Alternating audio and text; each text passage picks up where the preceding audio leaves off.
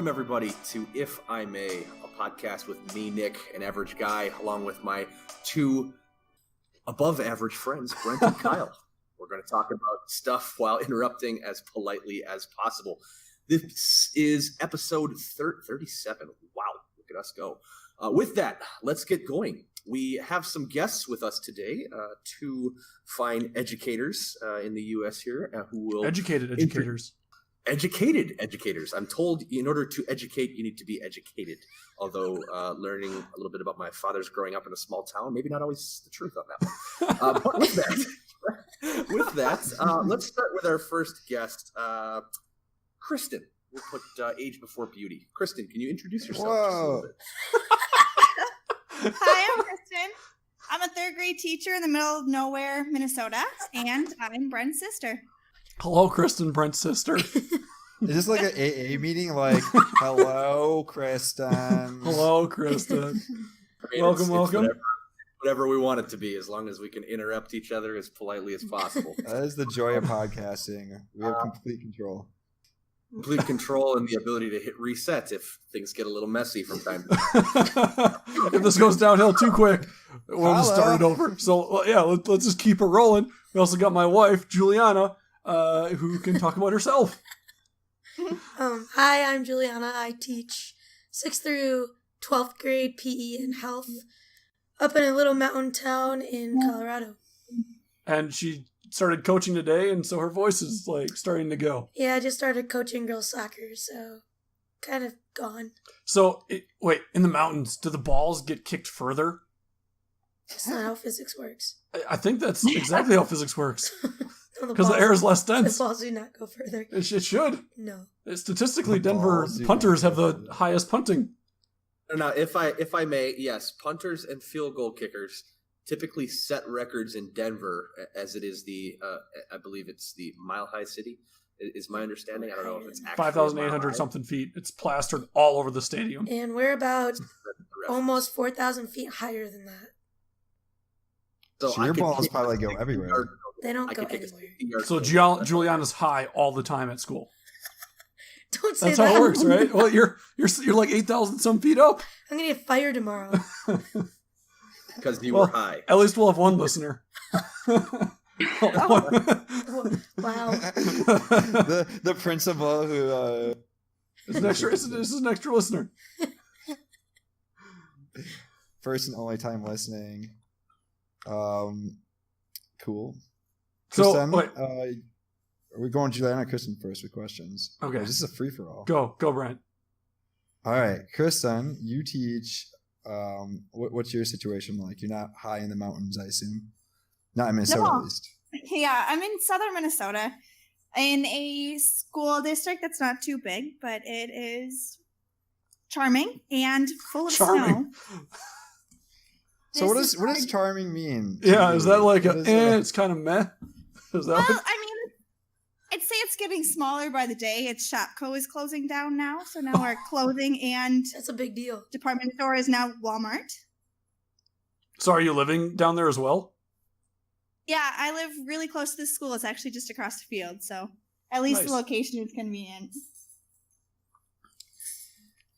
I'm about 45 minutes away from where I work. Yeah. Juliana typically has to go to like the Boulder bus station, and then that buses her to where she needs to go for school. That's interesting. You're able to stay in southern Minnesota, and you're from the Midwest, obviously being Brent's sister. And I can also kind of vouch in and pop in, and of course we have nothing planned to talk about because Brent wrote our notes for today. But as per usual, we can totally just fly off the handle here and discuss the weather. I came home this weekend to find quite the system and something I'd like to discuss at some point because we don't have, again, too much of a format. I'll just jump in. And if you guys don't like this format, you guys can audible as needed. But my thought is let's go through some topics.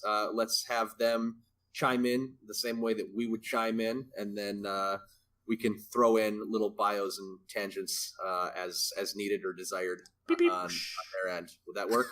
I love it. Let's do it. Start with the pile up of cars. Is that what you're going for? Start with, yes, is the big news in all of our hometowns. There was a an epic storm that rolled its way through this winter. And the reason the storm was quite epic was there was a rainstorm first. It came through as rain on top of snow and ice, and then we had 60-mile-an-hour wind gusts the following day. So we had snow on top of a sheet of ice, and that led to some very poor driving. And there was a 131-car pileup just south of Neenah, Wisconsin, that fortunately I was not involved with. But in that same day, I was driving to Neenah, and I was within probably 1,000 yards of that crash at one point. And fortunately, didn't have any issues, just had to drive very slowly. But I can more than understand why the crash occurred. And there was one fatality, unfortunately. A lot of major injuries. They had it was like 70-some people got hurt. Fire departments and police departments combining from Green Bay through Neenah, which, according to the police chief who had been there for 27 years, they've never had to reach that far out in Wisconsin for additional assistance medically and for firefighters with getting the jaws of life in there to pry these cars apart that had slid together. But 131 cars, it made national news, obviously, a very big deal. But you guys have had an interesting winter over in on that West Coast, Brent. You said you had a snowstorm come through. I heard recently on the radio there was a gentleman from Iowa who happened to bring his truck that had its snowplow equipment with him. He made some 35K because of the storm, plowing people out. I'm sure he went to businesses, he went to local neighborhoods, but just 35K over probably the period of a week, I would guess. I don't know. What's the status going on over there as far as the weather? So the crazy thing is we had the city shut down. It was basically 2 weeks straight of snow days. There is hardly a speck of snow in sight now. It's just all gone. And it's crazy to think about, like, you talking about the pile up in Neenah. Well, a snowstorm in Neenah, like, if you're getting a big crash like that, that is an epic snowstorm. I mean, that is like that doesn't happen in Wisconsin. Like, they'll have crazy snows and there'll be people in the ditch, but never like I guess I've never seen anything like that. Seattle shut down for like 4 inches of snow. That's just the completely different world we're in. Where like you're having a snowstorm of a lifetime over in Wisconsin, and then like obviously things are shutting down. But in here it's like little bit of snow, just close it up. We're done. We're just gonna wait it out. And we went in. We started track today. We ran outside in February, perfectly warm. I was wearing shorts. Yeah, it was a pretty rough 49 degrees here in Colorado today. My students are in 25 degrees up in where I'm from. That's pretty cold. That's crazy. 25 Kristen, degrees. Yeah, they're the mountain kids. They can handle more. They can handle it. Kristen, were you in Minnesota this last weekend? I was not. I was traveling. Obviously, that's why I was in Neenah. Yeah, I was. I wasn't about to travel in this weather, but I do know quite a few people who did. They've pretty much shut down all of the roads for Saturday and Sunday. The major highways are all shut down. We actually have a 2-hour delay tomorrow, and they said that the buses are only going to come pick up kids on paved roads. Oh no. Makes sense. And Sounds my like thought, you need another Well, you Sunday. had a small school, so it sounds like it's a pretty rural as far as like people spread out. It is a rural area. A lot of the kids live on farms. So when there is snow, it's really hard to get them bussed in. So then speaking do of they just buses, I miss think school? Sorry, Brent. I don't know if Lamers volunteered the buses or if they were called upon, but apparently Lamers buses near in the Fox Valley area, they like sent a couple buses to the crash site in Neenah, like get people out of there and bring them to a local church that was like opened up for them to like warm everybody up because they're out there for multiple hours. So Lamers, pretty cool for you if you volunteered that. Otherwise, thanks for being there when they needed you. If I may, I did read several articles that were involved with that crash and all the happenings, and they were saying that local businesses opened up their doors to get people inside, away from the wind and the snow and the cold, including an establishment known as Stars that was right next to the scene of the crash. So I'm sure, several gentlemen made their way over purely for shelter purposes. Yeah, well, I mean, you got a couple hours there without your car. Like, you might as well, might as well hang out. They got, maybe they have some good pizza. If I may, Kristen picked up a question I have. So you're a new teacher, and you're telling me you went through 10 snow days and not knowing what that's like. I know you have a very strict curriculum you have to hit. You have to make sure you're getting these kids educated so they can go to 4th grade, right? Like, how educated, right? How do you get through missing half a month of school almost? Yeah, to be honest, sometimes it doesn't even feel like I'm a teacher. I feel like I just, it's just a couple of days of work in between my snow days. But yeah, you kind of have two approaches. You can either put your weekend plan or your all plans for the week into however many days you have, or you kind of push things back. But we're getting to state testing in the next couple months, so it's a little bit crunch time. So there's definitely more pressure to get more things done for it. But yeah, today we were supposed to have conferences, and we had to reschedule all of them because you can't get things done. And a lot of us just kind of feel, and it's a point where as a kid I always loved snow days, but now I'm just like, I just gotta get at a certain point I gotta do my job. I have to do my job. So I'm a little bummed that because I want to love snow days, but at some point I think 10 is a little bit too much. Well, don't you have to make those up at the end of the year too? For us, our governor actually did pardon them from the week that we had 4 days gone, because we had snow days 1 week from Monday all the way through Thursday. And the governor, since the entire state was pretty much shut down, they said that you don't have to make up those days. So far, we're not going to make up days, but I think that if we come, they'll probably have to start making up somewhere. Kristen, is this Minnesota's governor just saying it's okay for the children to be stupid? Wow. I actually met the guy. He came into our school a couple days before the election. He said that his approach was to come to teachers the last couple days of his election campaign. So I actually got to meet him and talk to him. But I think that a lot of school districts build in an extra amount of days. So I think, for example, if the state requires 165 days, they'll have 175 days in. Mm-hmm. A lot of times they try to hit that, but I think that's how they can excuse some of them. Other hand, I think some schools in Wisconsin aren't, and I know some teachers who have to make up 8 snow days already. Yeah, so last year I worked in Stevens Point area, and we had 3 total days off, and 2 of them were built into the school year, so we had to make up one of them. So yeah, that's not too bad. How many years, Juliana, or how many days, not years? How many days do you have to make up this year? None so far. We've been lucky. Good. We've had 0 anything. Well, we had one late start, 2-hour state late start, which is the first ever in the Boulder Valley School District. But it went smoothly, and we don't have to make that up, so that's nice. That's good.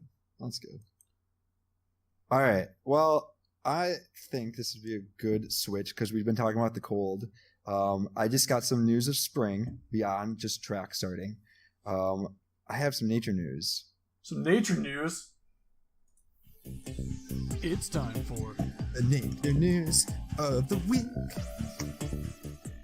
All right, so in this case, this week, the news is actually going to be a little bit more personal. I found out this past weekend that Heather and I are now the proud renters of a community garden plot in Seattle. We're very excited because in the next couple of weeks, it's going to be planting season. And I can't think of anything that is it's spring, let's get outside, let's enjoy the environment more than spending some time gardening. So I'm really pumped about that. I drew up on a Word document. I made my plot. I'm going to do it all on the computer before I can go out and actually do it. Do the oats, peas, beans, and barley grow there? Not yet. They need some work. And I was thinking, like, why do I really like working on the garden? Well, it's really nice to get outside. It's really nice actually like doing work on something that you can see progress being made. I think like with living my job, a garden, you see the instant progress on it. Like if you plant a tree, it's just like, yeah, in 20 years it'll be big, but you don't really like see it change throughout that. Yeah, absolutely. And I think too, like, one thing I'm always jealous of, like the teachers like you, Juliana, and Kristen, is that you get to see these kids day in and day out for the whole year, and you get to see them grow, which has its benefits. Granted, you're also stuck with them for the entire year, which is a whole nother thing. But as like in my position where I'm going from school to school for only a week, I only get to see them for a week, and then I go to the next school. I don't know what the impact is. But like with gardening, I really like it because I can actually I put the work in, and then you get to see, and in case of garden, eat the results, which is really great. The best part. Brent, what are you guys gonna plant? Yeah, what's the lineup? Well, we're not really sure. I thought you said you already drew it up. Well, I drew it up, but I just drew the plots. I haven't actually like put what seeds I'm going to put where. Oh, you definitely like the carrots put all and your beans fences and down in peas. Farmville. You just haven't put anything inside your fences yet. Yeah, I had to buy the seeds and put the seeds in before they can start to sprout in my own my little farm. Yeah, do you get a seed budget, or is just kind of you're in charge of it? No, we have to pay. We actually went out this weekend and started looking at seeds, and it's like $3 a pack, which if you actually are successful at growing all of them and can harvest it, you make up the money pretty quickly. You just have to wait and invest in it.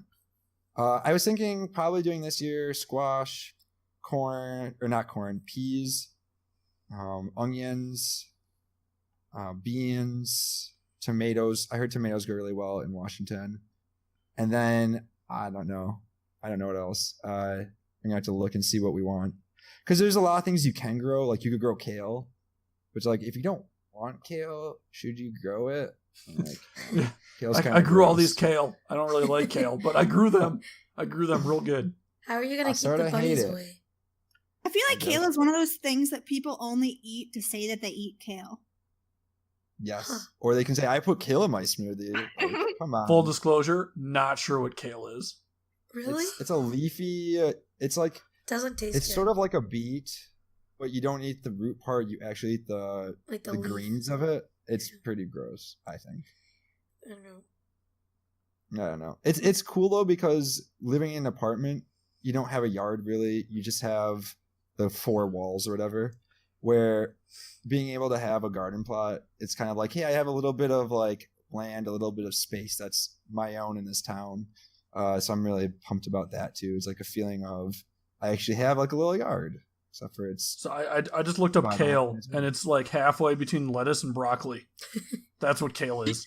It can't decide whether it's lettuce or broccoli. Has a really weird taste to it too. The only time kale is good is if you take, you butter it up, you put it in the oven, you crisp it, and you make little like chips out of it.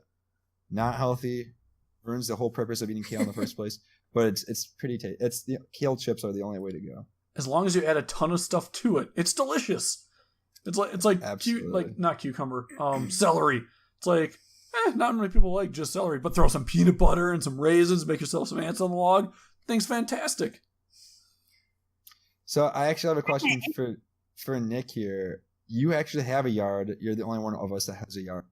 Are you going to be planting a garden this year? Oh boy. We will likely not be planting a garden this year. We have hopes of gardening in the future. We have some neighbors who have some very elaborate setups that we admire, and we had a neighbor create some salsa for us that they to our house as a gift for joining the neighborhood, which was very nice of them. We have a lot of work to do, frankly, on the house in general. And Megan's favorite line, since my proposal essentially is, put it on the registry. put it on the registry. Put it on the registry. And put it on the registry. So anytime I have suggested, we get something or work on something or, run to Home Depot or Menards or whatever your store of choice is, that is the line I receive. Put it on the registry. So we should check your registry. I don't have any plans of getting anything grown this year. I have very elaborate schemes for what I want to accomplish with the house that we bought, and I'm very excited to tackle all of those. And I've just I really enjoy, this is more of a me personally thing, I really enjoy looking at the house that we bought and kind of picturing if I could improve it any way I wanted. Turn back time. You paused. I had to. I apologize. Continue. I was gonna say, otherwise, the only thing I've ever, the last thing I grew was a chia pet. And I don't think, has anybody ever had success growing a chia pet? It did not work. I've tried chia pets at least 3 times in my life. And this last time was most successful, but it was a Bob Ross chia pet. And he looked like a grandpa. Like, the top had nothing. And he's got around the sides were actually semi-okay. But, I feel like those things just, leak water no matter what you do. I don't know. I don't know what to do for getting myself a good chia pet. Now, if I may, did you buy a chia pet purely because of the commercial just being chia? Yes, for half of that. The other half is it was Bob Ross. And it was a present. And it was a present, so I didn't buy it. It's similar to sea monkeys. Oh, you had those too. Yeah, I had sea monkeys in college my junior year, and towards the end of the year, I'm like, I need these things to die. They kept on going. I stopped feeding them. I stopped adding water and rejuvenating their water, and they just refused to die. Literally, it started with Christmas break. I left them during Christmas break. I'm like, I'm not gonna drive these things home. That's just ridiculous. If they live, they live. If they don't, I'm not too upset. They made a long life. It was already generation 10 of the incest of all the brine shrimp that were my sea monkeys. But it's they somehow survived, and then halfway through the second semester, I'm like, these things are not dying. So I just neglected them intentionally, and they just refused to die. All right. If I may, having these shrimp reminds me, Kristen, you've had pets before. What's your big pet that you like to take care of? Well, currently I have a fish. I thought for a second you were about to say ferret, and I would have been very excited. Sorry, continue. Yeah, nope. I've got a fish, and he requires no maintenance, which is probably perfect for my lifestyle right now. Are fish good companions? I'd say that I used to think so. I think that it depends on how much of an attachment you have to your fish, I think. I mean, can a fish show affection at all? I think they actually can, yes. Because sometimes if you go towards a fish tank and they swim towards you every time, either they're really hungry or they like you. One of the two. Or they see your shadow and just want to swim towards it. I saw a video this past weekend of a little betta fish that was jumping through a hoop out of the water. I mean, that wasn't like he was jumping really high. He was still getting over and making decent progress. Can your fish do any tricks like that? Well, if I point at the food long enough, it eats it. A really unintelligent fish. It's I'm not Is this a straight up carnival goldfish? What kind of fish are we talking here? a betta fish, but I kind of think it can't see. I'm not quite sure. Those things can live for a long time if you treat it right. So if I remember correctly, a fun thing about the betta fish is that they don't actually need their water oxygenated. They can actually gulp air from the surface and then use that to self-oxygenate the water. So that's like betta fish don't require a water pump for air. And then they're also adapted from saltwater, they apparently used to be saltwater fish or something. But betta fish are actually a lot cooler than one would think, especially because they look cool as well. Absolutely.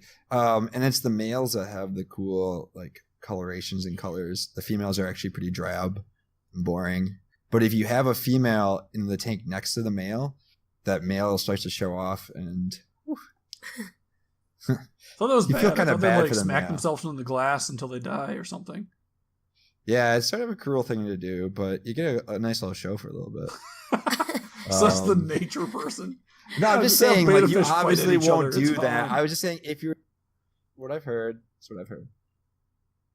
That's all. That's all. What was that?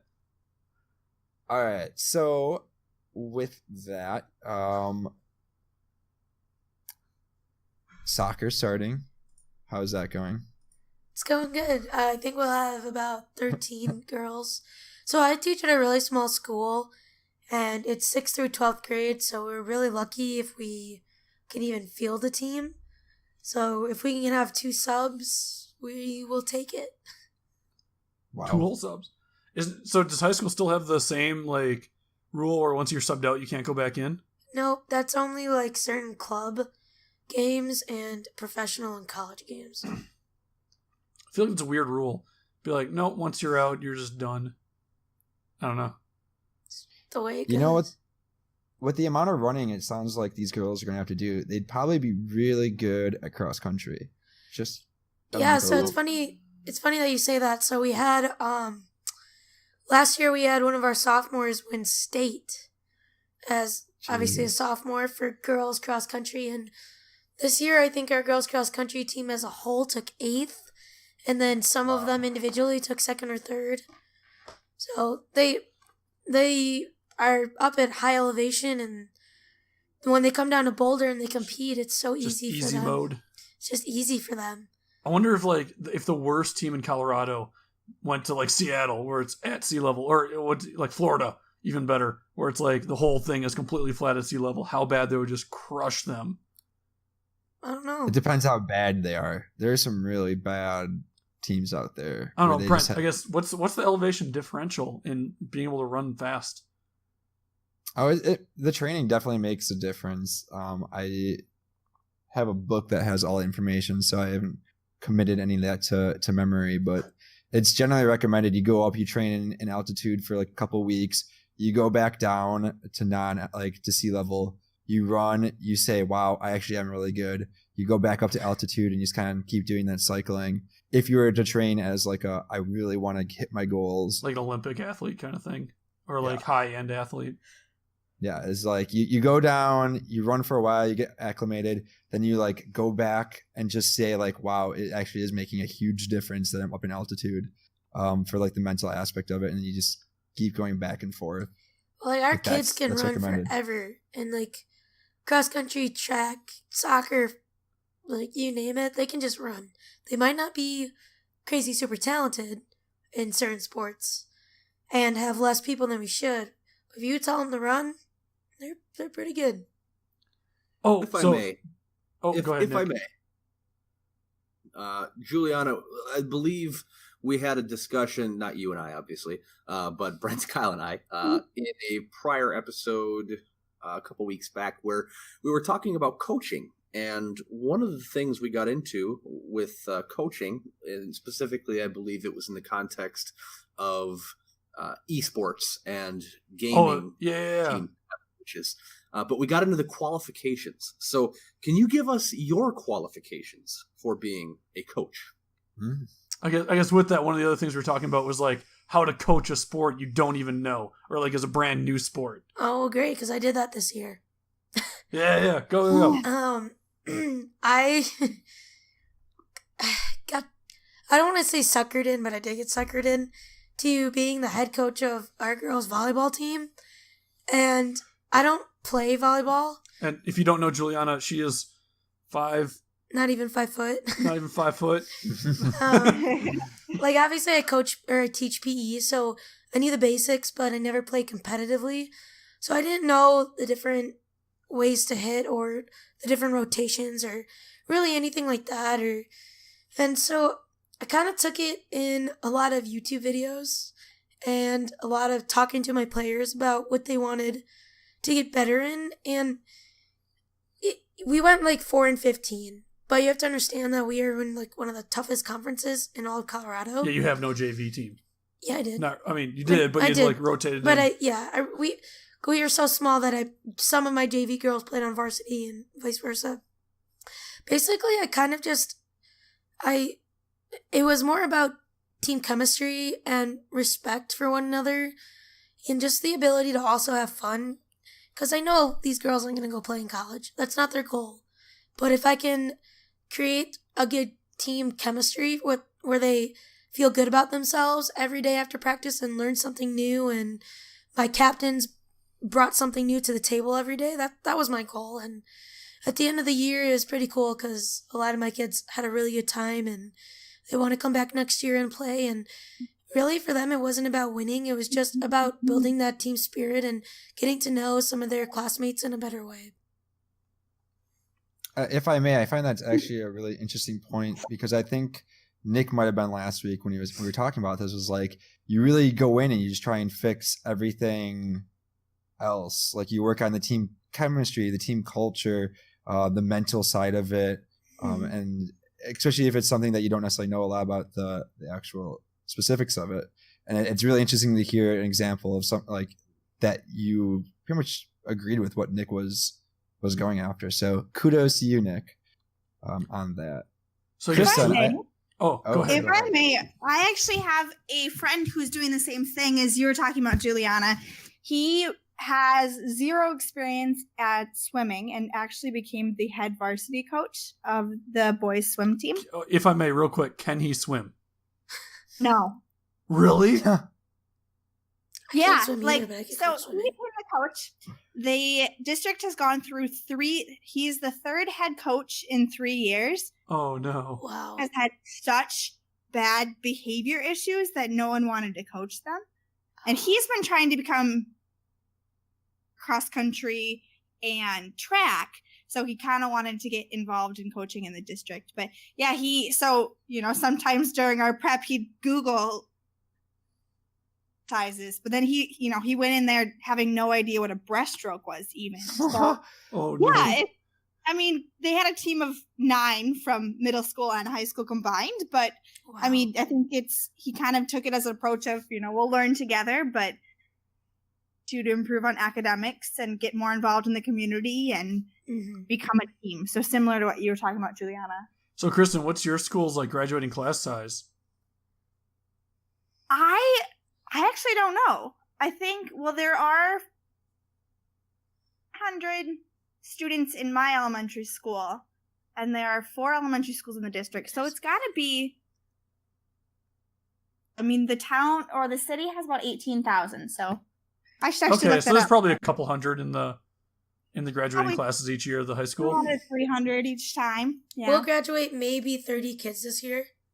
Oh God. Yeah, that's a lot Yeah, it's smaller. real small. Maybe. Yeah, I went to Juliana's school as the middle school and the high school combined, and like I've walked it, and it's like, oh well, we just walked the whole thing. That was it. It's here and gone. Yep. Here's the cafeteria, the lunchroom, or the cafeteria, the break room, the student center, and the office. It's all, you can see it all right here.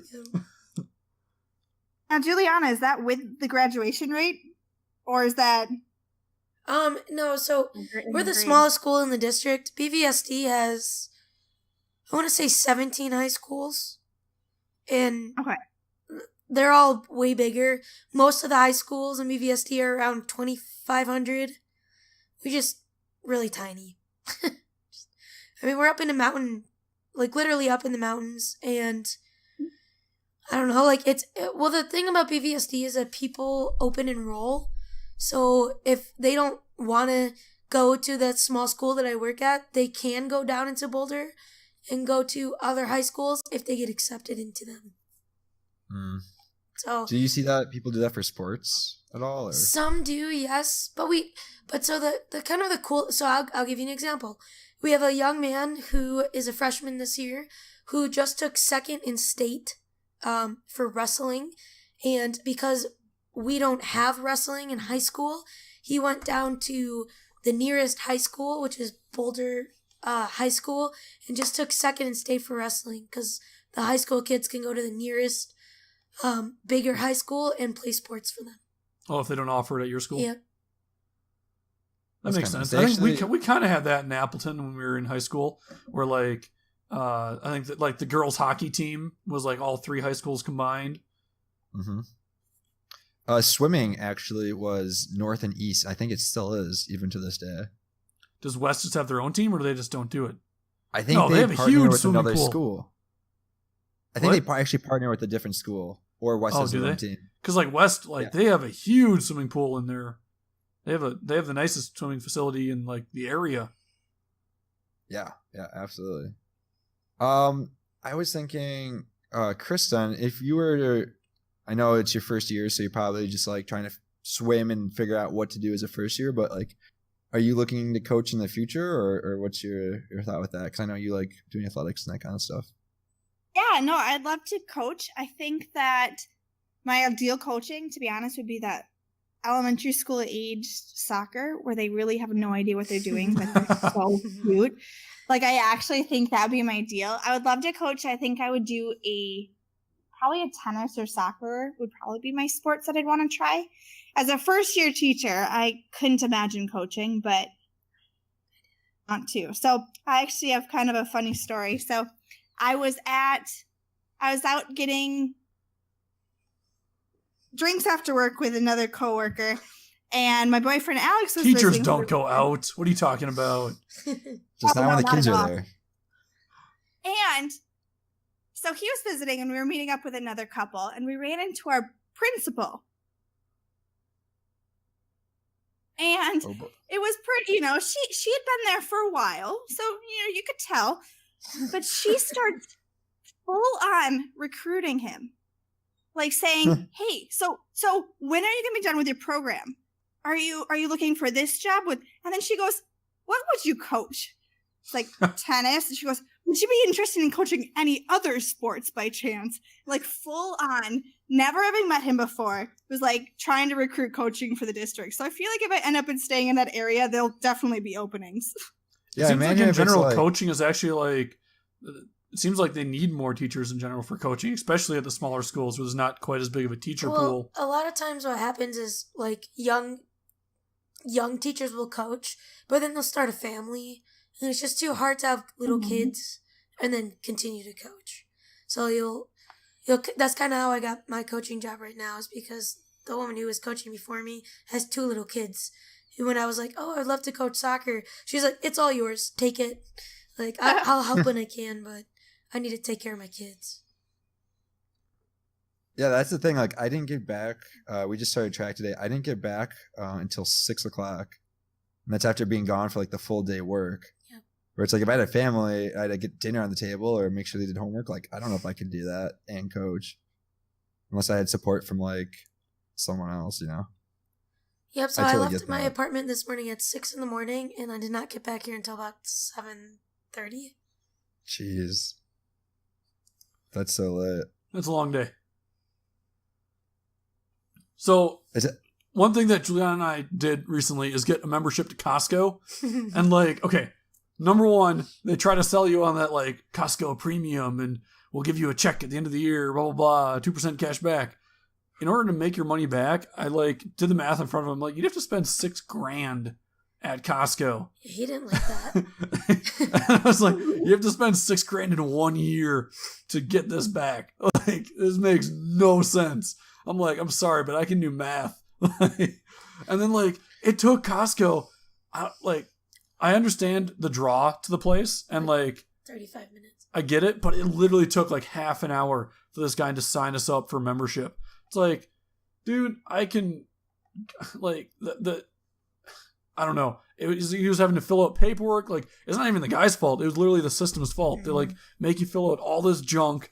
And it's like, why? Like, just why? It should not take my picture, let me pay my money, and give me a card with an ID number on it, like Topgolf. Like, Topgolf doesn't the line to sign up took longer than once you're signing up. It was just like, oh, here's your money, here's your card, boom, ready to go. Like, got your name on it, you're set. It took half an hour. It was ridiculous. Second thing, though. Go ahead, Brent. No, go ahead. This can wait. Because the other thing is that while we were there, they sell everything in bulk. And one of the things I saw there, and we had to buy, was moist flushable I wipes. cannot believe you're bringing this up. So they Oh are my god. they are basically baby wipes that you can flush, and they are fantastic. I had heard of these before, basically from like I think Dollar Shave Club has like one wipe Charlie's or whatever. So I've like heard of it because I've listened to other podcasts and they've talked about these, and I'm like, okay, this sounds weird. But then they were like, for $14 you can get 30 packs of these damn things. So I was like, you know what, I'm gonna give it a go, and I think I enjoy them. I've definitely, it says right in the packaging, do not flush more than one. I've definitely been a rebel and flushed 3 at once before. 3? Yep, 3 whole moist flushable wipes. You're gonna clean Yeah. our toilet when it gets clogged. We got plungers for that. It's fine. It's already past that. It would be clogged by now. But the other funny thing is, Juliana here, Oh my god. we ran out of toilet paper in our bedroom bathroom for a while, and I know Juliana's gone to the bathroom in there, so that means more than either Juliana's not wiping or she also That's enjoys not true. moist flushable wipes. They're not bad. Calling them out.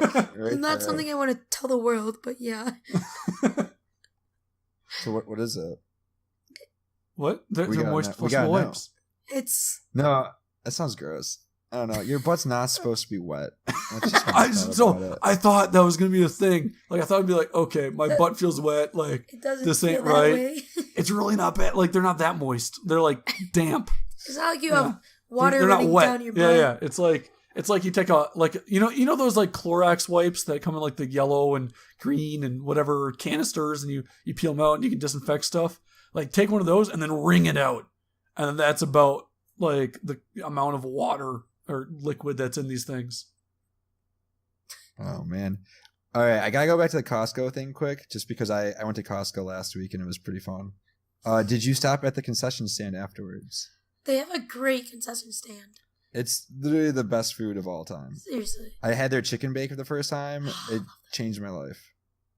I agree. But my favorite thing about Costco is what you gotta do, and this is what I've been doing for like the last week, is you get a rotisserie chicken. It's $5. It's the greatest rotisserie chicken of all time, for one. When we were there the Um, first time, I literally watched a guy buy like 10 of those. Oh my gosh, you can use it for everything. It's so versatile because I mean, if you think it's rotisserie chicken, it's like a whole. You can I make it for quesadillas, paninis, sandwiches. I just eat it plain. I eat it sometimes just cold because I love it so much. Are you one of Like, those it- guys that also eats cold pizza? Yeah, absolutely. I can't Delicious. do cold pizza. What's everybody's don't- thoughts on cold pizza? Wait. I am a negatory. I will not eat cold Kyle pizza. doesn't eat leftovers either. Oh, I'll eat some leftovers, but not cold pizza. I'll reheat pizza, but I'll reheat it. I'll never eat cold pizza. I do one worse than that. I reheat pizza sometimes in the microwave. Yeah, I've done that I too. know. That's Oh. like my standard. If I'm feeling fancy, that's when it goes in the oven. Most of the time, it is the microwave pizzazz. to reheat. Yes, it's awesome. I haven't tried the They say pizzazz that yet. you have to bake it. Oh, Like, you yeah. have to like put it back in the oven to get that nice like reheating thing. I just microwave it. I think it tastes fine. Yeah, but I then don't it's know. all Maybe I'm soggy. wrong. Not that bad. Kristen, what's your view on reheating pizza? I think that it takes too long to put it in the oven. So yeah, if I reheat it, I just put it in the microwave. It definitely loses its. I'm definitely for cold pizza, especially in the mornings.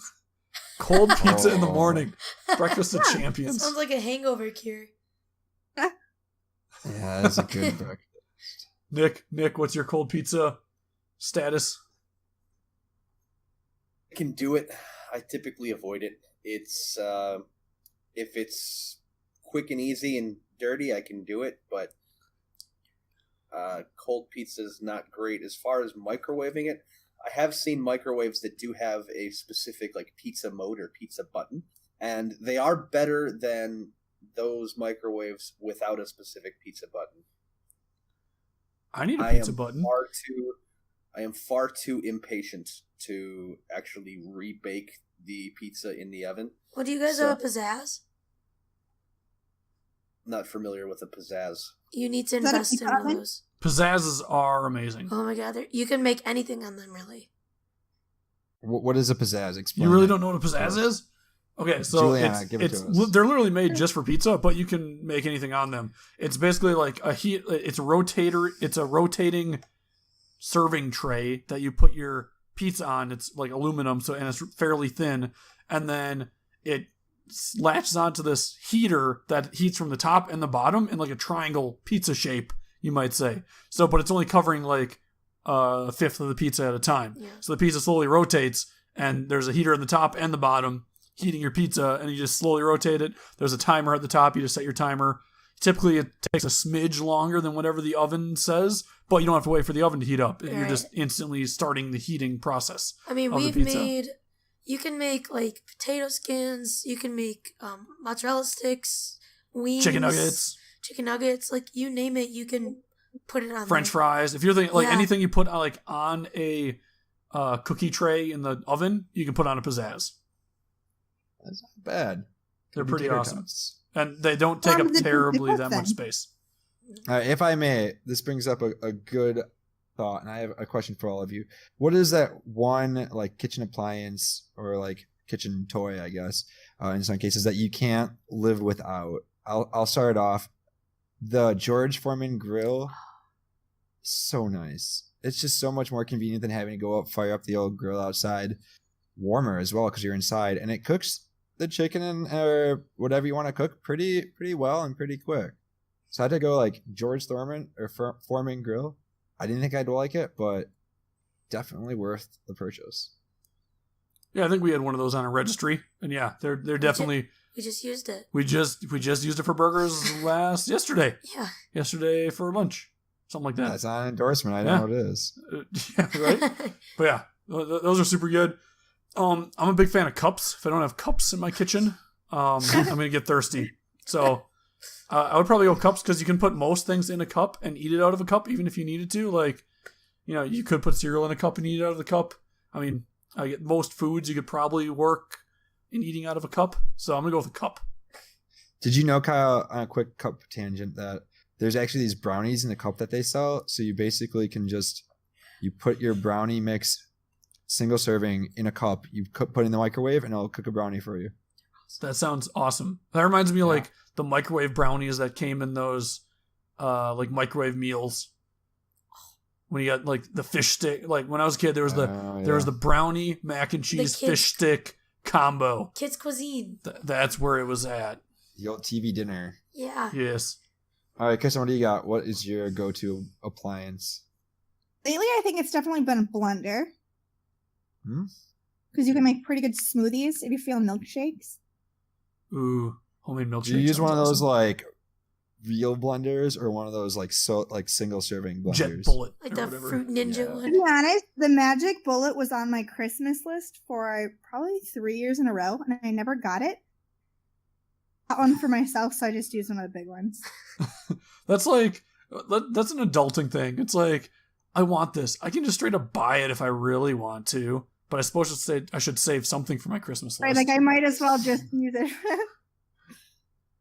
Oh man! All right, Nick, what's your go-to appliance? Kitchen. Here? I can't operate without a stove. I mean, I'm all about the convenience of a microwave, but my stove is key. You can't make chocolate chip cookies without an oven, so Sure. I will stick with that. As a close second, I am a crock pot connoisseur with respect to making stew and making pulled pork and a number of other items that you just throw it in the crock pot. And typically what Megan and or I will do is we'll make it the night before, cook it all night and all day, or we will make it the night before, and then in the morning we'll turn it on, and then when you get back from work, it's done and ready. You come home to a hot cooked meal all ready to go. Wings So, are the super convenient. easiest. No. Ribs. You're right, not wings. Ribs are the easiest things and best things to make in a crock pot. You literally just cut your ribs, your like rack of ribs to size. That way it will fit in your crock pot. You just fill it with Sweet Baby Ray's barbecue sauce and just turn that thing on low for like 8 hours. So good. Fall off the bone ribs every time. Delicious. Yeah. I like my Keurig. I knew you were going to say that. That's my favorite. I even like 3D printed Juliana a little like Keurig cup holder so she can have all her cups right next to her Keurig. Aw, so cute. And that was science news of the week. All right, here we go. What's our? I think I have a question for our teachers here, because you always hear, you go through school and you always know there's like class clowns or there's something going on. What's your best or funniest kid moment that you've had as a teacher? I actually have a story that happened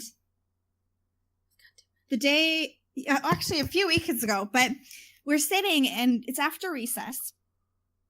The girls are just bewildered, staring out the window in our classroom. And I was like, what are you looking at? She goes, what is that? I go, it's snow. Minnesota. She goes, but the groundhog said that the spring was coming early. She was completely convinced that meant spring happened then and there. Yeah, What is that? It makes sense. What? And then you have 10 snow days after that. Yeah. So like, spring is coming. But- Boom. Winter but the storm, groundhog- 31 car pileup. The groundhog said it was over. So, Oh, like, it was so funny. Kristen probably has some way funnier stories than I do because she teaches little kids. I have the, like, what the hell are you doing? Like, you're almost an adult. Like, why are you being this way? Kind of stories. Like, the kids that smoke pot in the bathroom, or the kids that try to, like, get away with vaping, or the kids that swear at teachers. Those are the type of stories that I have. And they're not really funny. They're just, like, have you thought through what you're doing? Do you have any common sense? I see more of that type of story more often. Oh my gosh, I had something like that. That reminds me, like, Friday we were walking the dog back at the horticulture center by our apartment, and we're on these boardwalk trails, and we see some like high schoolers just hanging out. I was like, okay, whatever. And as we start to get near with our dog, all of a sudden they just take off and they sprint off. I'm like, why are they like doing that? Like, it makes no sense. And then as soon as we like walked up to got to where they were all like hanging out, it was like, oh yeah, that's why they ran. We get it, because the stench hits you and you're like, come on guys, like, really why do you have to go to, like, I don't know, it makes no sense. Like, why would you, if you're gonna do pot, why would you smoke it, So if you're not trying to get caught? I think I told the story after the end of last podcast, but with the robotics kids, one of them said the funniest thing. So like we're all in the robotics, we're in the like student center or whatever, where they have carpet so they can like test their robot. And then there was like some event or whatever happening that night, so they had to like there was a bunch of other, like, everybody was like, the tech ed wing had a little display, the drama department had a display, or I don't know, theater department had a display, the business whatever, all the different departments of the school, math, had little displays for like 8th graders coming into high school or 7th graders coming into high school to like, show them the ropes. Here's the kind of thing you can expect for classes. And then so this one teacher comes into the room while the robotics kids are, doing their thing for the club. It's like, I need some strong helpers. And then the one kid just blurts out, and you came to the robotics team to ask for strong people? I just died. I was like, yeah, he's got a point. You came to the robotics team and went, is there any strong young men that can help out? Like, team. Yeah, right. Robotics team. Any strong boys here that can help out? Funny. I guess the biggest other thing I had is that when I was working at the camp that Brent, I, and Kristen worked for, there like twice in my entire time there, I had the kid with the hand on the face flop right into his food. It was fantastic. One of them was cereal, and it was the two perfect ones too. Like, one of them was cereal, and the other one was like a spaghetti or something. Like, the spaghetti guy, he only got a little bit, but the cereal one, he straight up tipped his bowl completely. That was, it's so good. It always happens whenever I was super tired too. Because like, I'd be tired, like losing it, and all of a sudden you see a kid just face plant into his food, and you're like, I am up. That was fantastic. Thank you.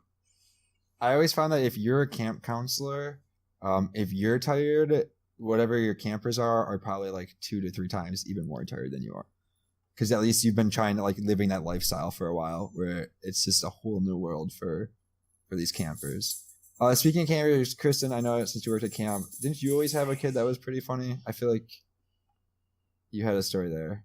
Yeah, I had a kid, and he came about 3 years in a row, and for some reason, he was just absolutely madly in love with me.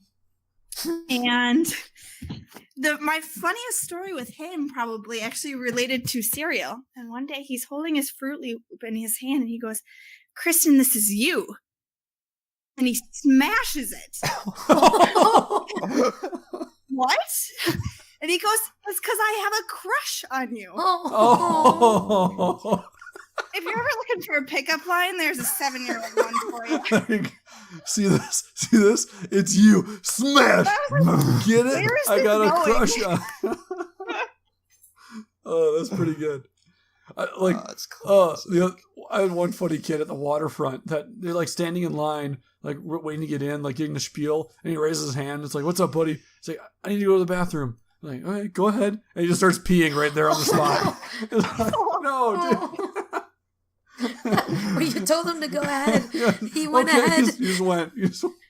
Absolutely. I think some of the more funny stories are like when you find out that certain students are dating without trying to find out. So, example being last Friday, I saw 2 of my 6th graders like hugging each other, and I was like, okay. And then one of them saw me staring at them, and they're like, "Oh, you know." And like all the other kids around are like, "Oh man." So then today when I saw them, like you're like, "Oh, so and so, you and so are dating," and they just get all red. And then the best thing to do with the 6th graders go, "So, what do you do when you date?" And then they just look at you like, "What do you mean?" You're dating. I'm like, what are you doing? "What do you do? How do you date?" And they're like, just go play video games at each other's house." That's a great date. That's wonderful. That sounds fantastic. We Right? should play video Sounds like games the sometime. perfect We should. date. But they get so flustered. And it's so funny. I have no clue. Young When love. when Nick eventually gets a Nintendo Switch, we should do a Mario Party thing with all of us linking Switches together and Mario Partying it up. That'd be fun. That or Super Smash Bros. That would be pretty fun. Be down for that, although I'll have you know I have not yet lost a game of Mario Party on the Switch. Ooh, big talker. Is that like 1-0 or what is it? You should ask Kyle the last time we played Mario Party how he was. Dude, Mario Party sucks. Yeah. And by sucks, I mean, it totally just favors whoever's in last place. Like, you get out to an early lead, that's the worst possible situation for you in Mario Party. Because then at the end of the game, they give you all those bonuses. It's like, move the least amount of squares, you get a star. And, like, you missed the most stars. Oh, well, you get a star. And, you landed on the worst thing. Oh, you get a star. He's only mad because I won. That's a Nintendo for you though. It's you're in last place. Oh, you get a blue shell where you can automatically take out the first place guy. It's like Nintendo is against success. One thing I It's will say against, about like, Mario companies, like, Kart it wants everyone is to be if you're good. good at Mario Kart, you'll consistently be in the top. Like, you might not finish first because of the BS like that, but if you're going like tournament style game, you'll be up the top every single time. Absolutely. Yeah, I can't believe All right. they haven't made a new F-Zero for Nintendo. The last one was the GameCube one. That one was super, such a fun game. What do you guys have a game that you played when you were kids that you wish would come back, or like a new game of it or series of it would start up? Yeah, go ahead. I can jump in. There's a lot of games that I've spent way too much of my life playing video games. Whether that's the Mario games, whether that's Modern Warfare 2 in high school, which I have found out that if you want to, in the romantic sense, but in the how old are they sense, our generations is what version of Call of Duty did you play in high school? That is 100% true. Because I played Modern Warfare 2 in high school, and then I was talking to a friend of mine who I forget is 4 or 5 years younger, and he's like, "Oh yeah, in high school playing COD 4." COD 4. I don't even I was done with COD by the time it got to COD 4. You mean the original Modern Warfare? No, COD 4. Yeah. So, an easy way to date men, again, not in the romantic sense, is ask them which version of COD they play in high school, and you'll know about how old they are based on that, because they all played. We all did. Yes. But going back to the original question, I digress. Games I'd like to play. A game I played a lot growing up, which says a lot about me growing up, but playing Perfect Dark, which was the James Bond shooter GoldenEye on steroids. It was the first game I played that had AI, as in artificial intelligence, bots that you could go against. Now, they weren't horribly complex, but they had different levels.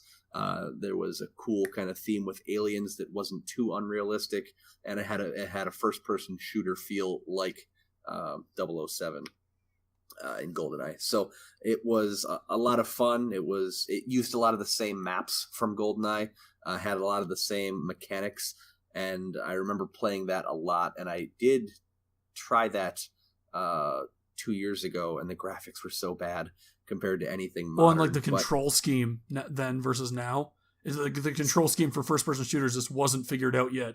So it's just so it was painful trying to play it, but got to relive some of those memories. But I would say something like Perfect Dark would be really, really cool. Any and all the Mario games, I love to have those updated. It's been a while since I've seen a good Donkey Kong game, and there might have been one, but I haven't seen one. They just released the Donkey Kong Tropical Freeze. That's the most recent one. It's not bad. We have it for the Switch. It's not bad, but I think it's a remake of something that was released for the Wii U or something. I think I played, the last one I played was the N64 Donkey Kong one, like the Donkey Kong game that came with it in the bundle. And I'm not so much a fan of those free roaming games. Like I played that one, loved it, and beat it, but that was the last one I played, and I'm sure there have been plenty between there. But Mario did a lot of the same things, where they had like the Mario Paint or something like that, where it was like a free roaming Mario game. And even the most recent ones, his hat, like Mario's hat, comes off and it's his own character or something. And I've played it at a friend's house a couple times, and it's kind of entertaining. But I've always just been a classic, a fan of the classic Mario, where you're in a 2-dimensional world, you're moving from left to right and have different abilities and that kind of stuff. So anytime those come out, I really enjoy those. I could play a new one of those every single year, and I'd still buy it. Yeah, if I may, the Super Mario Odyssey is the one for the Switch. And number one, it doesn't actually include some 2D stuff. So like you'll go into a pipe and then go into a 2D Mario version. So that's pretty cool. But like that game is a really good game. I think you'd enjoy it. It's fairly linear, where the free roam is kind of like afterwards you can go and try to collect everything kind of thing. So like going through the story, it's an okay story. But it's one of those things where the gameplay is pretty good, and you're not forced to kind of open roam it. You do have pretty good direction as far as where to go. I would like a Tony Hawk skater. Yeah. No pro skater. Those were my favorite as a kid. So good. I think they had one released a couple of years ago. It was not good. But yeah, that would be good. A good Tony Hawk Pro Skater, or even just a HD remake of Tony Hawk Pro Skater 2. The first one and the second one had the best soundtracks. Jeez, yeah, that was such a good game. Fortnite released these hoverboard things, and instead of playing the game you're supposed to, I just go around and try and do like skateboard tricks with them. Like it's just nice. How much I miss those kind of games. I'd go with Super Tecmo Bowl. You always see on these re-releases of old Nintendo games Tecmo Bowl, which is the earlier like prequel to this game, but Super Tecmo Bowl was just such far like advanced above it, and it's just such a great game. But they never release it. They always release Tecmo Bowl instead of it. It's like it's not the same. It's not as good. Oh, sorry. Kristen? They should release it though. Kristen, you got a game from your childhood you want remade or a sequel to? Yeah, well, I was thinking about one that I really wanted. Animal Crossing came out. It was not very recent anymore, but they had come out with a phone version of Animal Crossing. Definitely not as good, but definitely brought back some nostalgia. Have you played Yeah. it? Or like are you still playing it? Yeah, I got it. I actually just found it on my app or on my phone a few days ago. So played it a little bit, but yeah, it doesn't have things such as like the museum and some of the things that made it fun. But I just remember we used to spend at our babysitters, we used to spend hours on end playing that game. What system did you start that on? Was that N64 or GameCube? GameCube, I think, right, Brent? Yeah, Animal Crossing started on GameCube. Okay. What is I that would game have to even about? You have a little village, or like a house, and then you basically go around to help your neighbors and make your house bigger. Have you They heard like of give you Farmville? furniture and stuff. Yeah. Isn't that like it's better than Farmville? that. No, because you're not like waiting for time. You do a chore like, hey, I need like 3 apples. You bring them the apples, and then they give you a piece of furniture that you can put in your house, or Or they give you money or something. Never played that game. I don't know if I It's actually so played much Animal fun. House. Animal Crossing. Animal Crossing. Nailed it. And Animal Crossing on the Switch would be the perfect game. Switch. It would work so perfectly with it. Because you could just bring your like little. It's one of those games that you could just play for hours as you're just trying to make your house better, and you can share your community with some other people, and it's really fun. I don't know. It'd be awesome on the Switch though.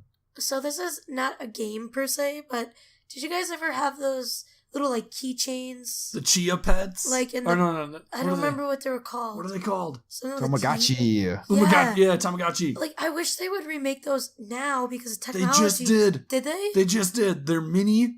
They're mini, but they have like they literally just released them. We were at the store and I wanted to buy one. I didn't and you're see like, it. what are you gonna do with that? But I'm like, it's only $10. Well, we might have to get one We had a green dinosaur. because That I thing was awesome. obsessed with those things. Do you guys have Tamagotchis? Absolutely. I had a dinosaur, the red one. So cool. But then it always sucked because couldn't bring to school. If your teacher caught you, they'd take it from you, and And then by then the he's end of dead the for day, sure. it was dead.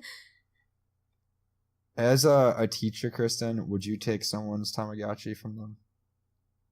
Well, they're not allowed to have any electronics, so yeah, we would. See, Would like, a Would part you of take care of die it on the for side, them? though?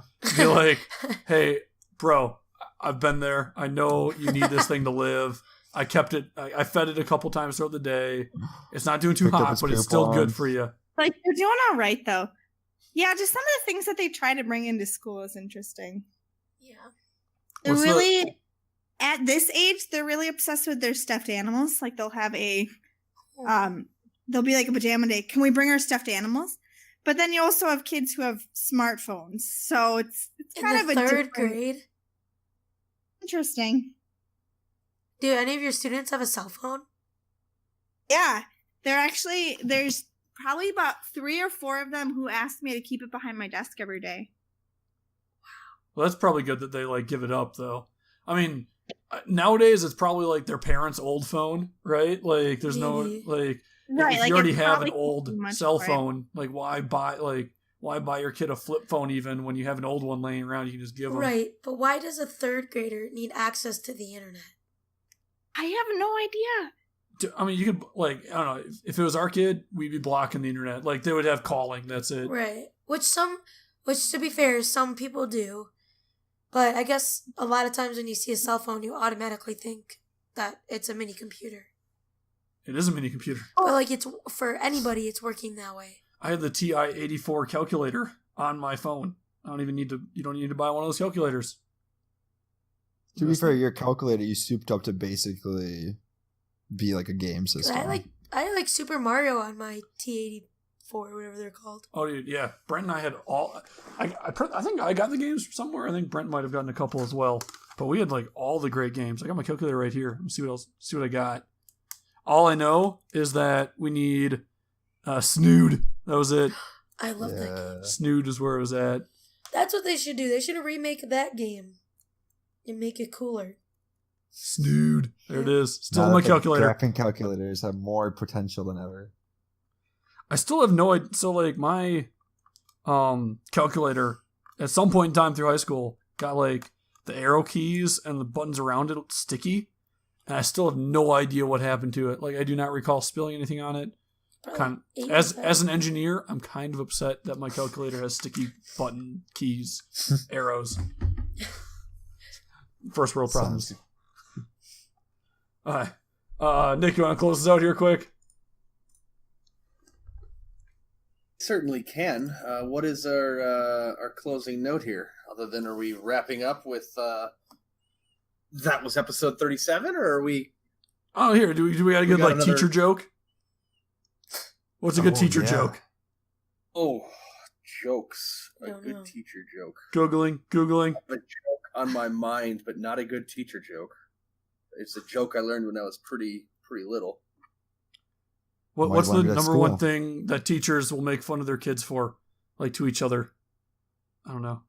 Do you want like the real answer? Because I probably shouldn't give that to you. There we go. That'll do. Go ahead, Nick.